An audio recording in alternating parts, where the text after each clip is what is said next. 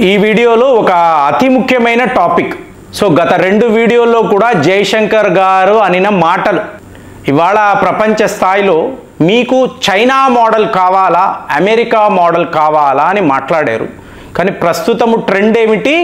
India model. ఎందుకంటే China అన్నప్పుడు ఒక అథారిటేరియన్ గవర్నమెంట్ అండి. ప్రజలకు ఎటువంటి స్వతంత్రము అనేది ఉండదు.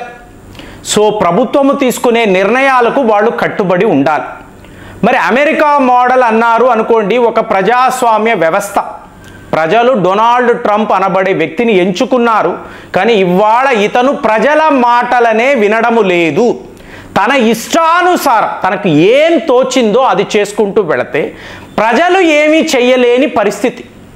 సో అదే భారత్ ఇండియా మోడల్ అన్నారు అనుకోండి, ఇక్కడ ప్రజల అవసరాలు ఏమిటో తెలుసుకొని దానికి తగ్గట్టుగా, అంటే ఇప్పుడు మనం రష్యన్ ఆయిల్స్ కొంటున్నాము అంటే ఎంత ఒక ప్రమాదకరమైన వ్యవహారం. చెప్తున్నా కదా మా మిత్రులంతా, ఏమంటే అమెరికా వాడికి లొంగిపోతే ఏంటండి, అక్కడ మా అమ్మాయి అబ్బాయి వీళ్ళు కష్టపడుతున్నారు, సో మేము మా గురించి కదా ఆలోచించుకుంటాము అంటే అలా ఉంటుందా? దేశము కదా టాప్ ప్రయారిటీ. కాబట్టి మన ప్రజలు అంటే మన పెట్రోల్ డీజిల్ ధరలు పెరగకూడదు అంటే వరల్డ్ వైడ్ చూడండి ఫ్రెండ్స్, అక్కడ మీకు ఈ ఆయిల్ క్రైసిస్ ఎంత భయంకరంగా ఉందంటే మీరు నమ్మరు. ఇండియాలో గత 4 ఏళ్ల నుంచి మీరు చూడండి, ఆ పెట్రోల్ డీజిల్ ప్రైసెస్ మనం అలాగే మెయింటైన్ చేస్తూ వస్తున్నాం. రూపాయి 2 రూపాయలు అటు ఇటు. కానీ ఇది డ్రాస్టికల్గా అక్కడలాగా మీకు 60 రూపాయలు 70 రూపాయలు తేడా కాదండి. సో ఇప్పుడు మీరు చూసారనుకోండి, ఇండియా మోడల్ ఏమిటి అంటే, ఇప్పుడు ఇందులో సెమీ కండక్టర్ ఇండస్ట్రీ అంటారు. ఇప్పుడు మీరు ఫోన్ వాడుతున్నారు కదా, ఒక ఫోన్ వాడండి, ఒక టీవీ అనండి, ఒక ల్యాప్టాప్, ఇక్కడ నుంచి పెద్ద పెద్ద రాకెట్లు, మిజైళ్ళు, సో వీటిలో అంతా కూడా సెమీ కండక్టర్స్ ఉంటాయి కదా, ఈ చిప్పులు ఉంటాయి కదా. సో ఇక్కడే మనకు మెయిన్ వీక్నెస్ అండి, మన బలహీనత అంతా ఇక్కడే ఉంది.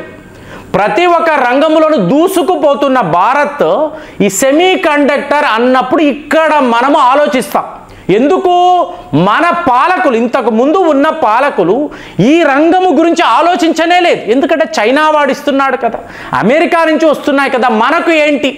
రేపు వాళ్ళు మనల్ని బ్లాక్మెయిల్ చేశారు అంటే ఇవాళ చైనా వాడు మేము మీకు సెమీ కండక్టర్స్ పంపించాము అంటే మన యొక్క ఐటీ సెక్టార్ ఏమవుతుంది? అమెరికా వాడు, ఇప్పుడు మీరు ఇంటెల్ ఇన్సైడ్ అంటారు, సో డిజిటల్ టెక్నాలజీ అన్నప్పుడు అమెరికా నుంచే. ఇప్పుడు వాళ్ళు ఓపెన్గా చెప్తున్నారు మీరు ఏం చేయగలరండి, మా మీడియాను వాడుతున్నారు అంటే మీరు ఒక వాట్సాప్ వాడతారు, గూగుల్ వాడతారు, యూట్యూబ్ అంటారు, ఫేస్బుక్ అంటారు, మాదే కదా. సో మా యొక్క టెక్నాలజీ మా మీడియాను వాడుతూ మీరు మా మీదే తిరుగుబాటు చేస్తారా? నిజంగానే బాధగా ఉంటుంది. ఇందుకే కదా మనం ఆలోచించాం, సొంతంగా మనకు ఒక సోషల్ మీడియా ఉండాలి, మనకు ఒక డిజిటల్ టెక్నాలజీ ఉండాలి, దీని దిశగా మనము పయనించాలి, ప్రయత్నాలు చెయ్యాలి.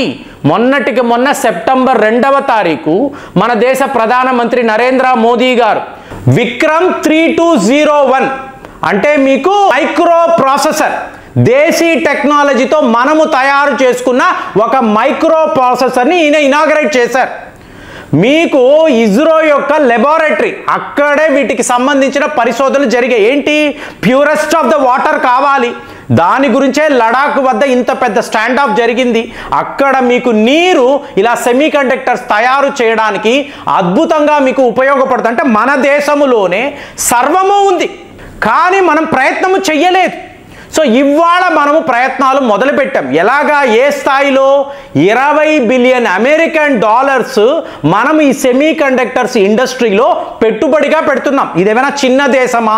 ఇక్కడ ఉండే కంపెనీలు ఏమైనా మామూలు కంపెనీలా అంటే, ఇప్పుడు చైనా అమెరికా లేకపోతే, ఈ సెమీ కండక్టర్స్ కాకపోతే మనం తైవాన్ మీద ఆధారపడతాం. దాంతో టాటాస్ ఏం చేశారు?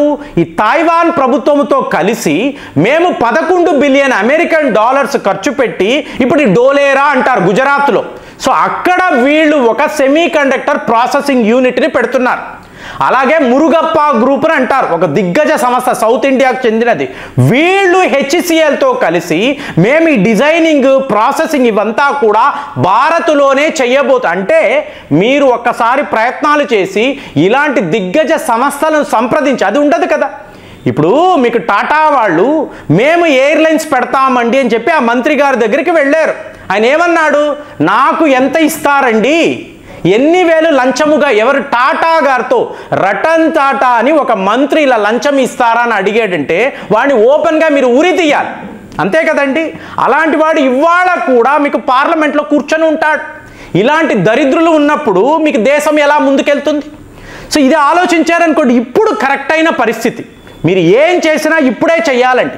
రేపు మళ్ళీ దేశము ఒక 20 ఏళ్ళు వెనక్కే వెళుతుంది, ఇందులో ఏ డౌటు లేదు. అది వెళ్లకుండా ఉండాలి అంటే ఇప్పుడే మనకేం కావాలండి? ఇప్పుడు కాలేజీకి వెళ్ళే ఒక పిల్లాడు ఏం ఫోన్ వాడతాడండి? వాడికి అనుకూలమైన, అంటే ప్రైజింగ్లో అనుకూలమైన చైనా ఫోన్నే వాడతాడు. మరి ఇంత పెద్ద దేశము ఇవాళ కూడా ఒక మంచి మొబైల్ ఫోన్ని తయారు చేయలేకపోవడం, టెక్నాలజీ లేక, మ్యాన్ పవర్ లేక, మన మధ్య ఎక్స్పర్ట్స్ లేక లేదు. వాడిస్తున్నాడు కదా, చైనా వాడిస్తున్నాడు. కాబట్టి నేను నా లంచము తీసుకొని లైసెన్స్ ఇచ్చేస్తాను. నా దేశంలోనే టెక్నాలజీ ఉంటే బాగుంటుంది, ఈ ప్రొడక్షన్ యూనిట్ ఉంటే బాగుంటుంది, ఆలోచించలేదు. సో ఈరోజు భారత్లోనే అద్భుతమైన మొబైల్ ఫోన్స్ వస్తున్నాయి, మంచి మంచి కంప్యూటర్లు వస్తున్నాయి. సెమీ కండక్టర్స్ అనేవి మనం ఎక్కడ పడితే అక్కడ తయారు చేస్తున్నాం. తయారు చేయడం కాదండి, మనము ఎక్స్పోర్ట్స్ దాకా కూడా వెళ్ళాలి. సో ఒక ఆస్ట్రేలియానో జపాన్ వాళ్ళు ఏం మాట్లాడుతారు, మీరు పెట్టండి, మేము ఉన్నాము. 68 బిలియన్ అమెరికన్ డాలర్స్ జపాన్ వాళ్ళు ఎందుకు పెడుతున్నారండి?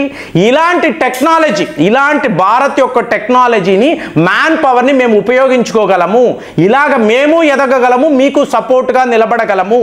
అంటే అమెరికాలో జరుగుతున్న ఎన్ని రిబేట్స్ ఇస్తున్నారు? ట్యాక్స్ రిబేట్స్ ఉన్నాయండి అమెరికాలో, అలాగే మీకు గ్రాంట్స్ ఉన్నాయి. చైనాలో మీరు ట్యాక్సే కట్టక్కర్లేదు, సెమీ కండక్టర్ యూనిట్స్ పెట్టి రన్ చేస్తాము, ఎక్స్పోర్ట్ చేస్తామంటే ట్యాక్సే లేదు. మరి మనము ఎందుకు చేయలేకపోయామంటే ప్రయత్నాలే లేవు. వాళ్ళకన్నా మనము అడ్వాన్స్డ్గా వెళ్ళగలమండి, ఆ కెపాసిటీ ఉంది. ఇవాళ ప్రపంచంలో అందరూ మాట్లాడే విషయం ఏంటి? డిజిటల్ టెక్నాలజీ అంటే భారతీయులేనండి. వరల్డ్ వైడ్ మీరు ఒక ఇంటెల్ అనండి, శాంసంగ్ అనండి, అమెరికాలో సిలికాన్ వ్యాలీలో మీకు అక్కడ మెయిన్ ఉద్యోగాలు ఎవరు చేస్తారు? మన భారతీయులే చేస్తారు. అలాంటి వాళ్ళు ఇండియాకు ఎందుకు కాంట్రిబ్యూట్ చెయ్యరు?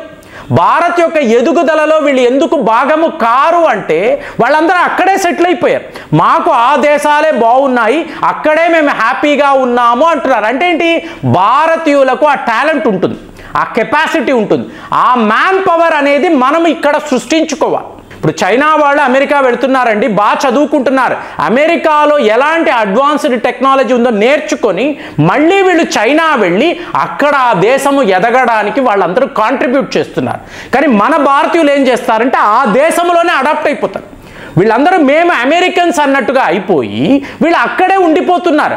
అయినా కూడా భారత్ ఏం చిన్న దేశము కాదు, ఇక్కడ మీకు ఎక్స్పర్ట్స్కి కొదవలేదు, మనము ఎంకరేజ్ చెయ్యాలి. ఇప్పుడు వాళ్ళు ఏమంటారు, ఒకవేళ మేము మా దేశము కోసము భారత్కి వచ్చాము అనుకోండి, మీకు ఈ మంత్రులు అనండి, మీకు లోకల్ స్థాయి నాయకులు, మాకేంటి, నువ్వు వస్తున్నావు కదా, నువ్వు ఇక్కడ ఇన్వెస్ట్మెంట్ చేసి చెయ్యాలంటే మాకు ఎంత లంచం ఇస్తావు?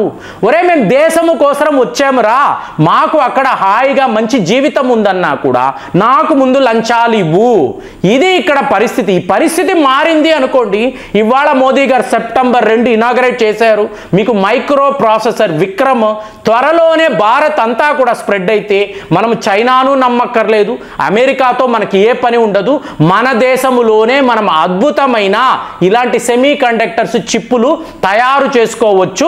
దీనికోసం 20 బిలియన్ అమెరికన్ డాలర్స్ మనం సిద్ధము చేశాం. మరి ఇందులో మనం సక్సెస్ అవుతామని మీకు అనిపిస్తుందా? లేదంటే చాలా సమస్యలు ఉన్నాయని మీరు కూడా అనుకుంటున్నారా? కామెంట్స్లో రాయండి. మళ్ళీ వచ్చే వీడియోలో కలుద్దాం. జై హింద్.